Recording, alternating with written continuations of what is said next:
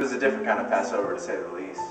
I remember right when we sat down. Philip leaned over to me, and he whispers, "Hey, Thomas, I feel like something special is going to happen tonight." I looked at him, I said, "I doubt it." I was wrong. Jesus got up from the table. He walked over, grabbed the water and a towel. I remember thinking to myself at the time, what's Jesus doing with a foot water? I doubt he's going to wash everybody's feet. I was wrong. He knelt down and began to wash Bartholomew's feet. Bart's just sat there. He didn't say anything. He didn't move. None of us did. Jesus finished and went on to James and Andrew and even the rest. I remember thinking at the time, this is strange, yet so wonderful. And then I thought, I doubt anyone's going to say anything. I was wrong. You know who broke the silence? Peter. No way, you're gonna wash my feet? You can wash other people's feet, but you're not gonna wash mine. I looked at him and said, Jesus, you're the king. He looked at me and said, and you can have nothing to do with me. And I was like, ouch. Okay, wash my hands, wash my whole body if you have to. He looked at me and said, no, your feet will do fine, Peter. In the midst of him washing our feet, he teaches us servanthood. And Jesus took some bread, some wine, and served it to us. He said it was a new covenant with his blood. Then he said, tonight all of you will lose faith in me. I remember thinking right then, lose faith in you? Never. But I didn't say anything. I just sat there. I couldn't just sit there. I had to say something. So I looked at Jesus. I love you. You can count on me. Everybody else may follow, but I won't lie. He looked at me and he smiled. Peter, you will deny me 3 times before tomorrow morning. Ouch. Next thing I knew, we were wrapping things up and we were heading to the garden to pray. Once we got to the garden, it got crazy. Jesus asked James, Peter, and myself to go further in the garden to pray, and we did. We tried, kept falling asleep, he kept waking us up. For one time, he said the spirit is willing, flesh is weak. It's all blurry. And to think this whole thing got started because of Judas. You really think what he was doing was right? There he is. He's the one you want. One praying right there by himself. Now the others, they'll come up. I try to create some scene. The one that I kiss on the cheek, that's 30 pieces of silver, right? Forget about the rest. And then they took him. I'd love to tell you that we fought for him, but we didn't. We ran. I ran. I'm so ashamed.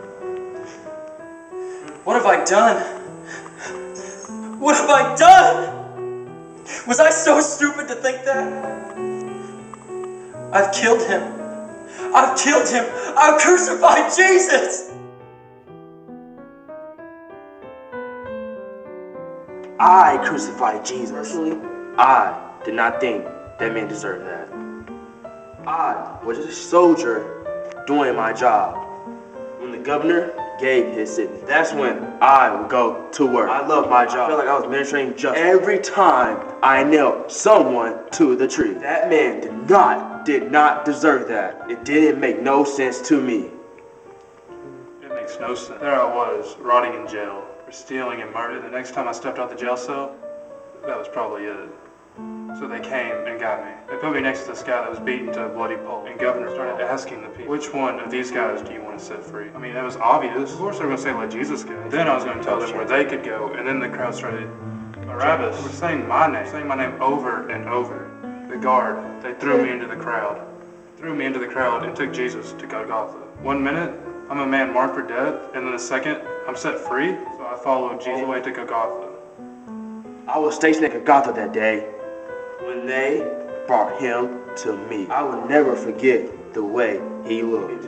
Being spit on and wet. He was unrecognizable as a man. Hideous. Left his clothes were stripped off of him. He was thrown down on the cross. That is when I went to work. Apparently, when you crucify a man, his first hymn is difficult. He wants to get away. He fights you. I will have 2 soldiers hold him down. This guy did not put up any fight. I just thought he was exhausted. As an executioner, I've been called every name in the book. I had men yell at me. I was not prepared for that. He looked at us. Look at me. Father, forgive them. He forgave me. Forgive them? He said forgive them? Who is he? He said forgive?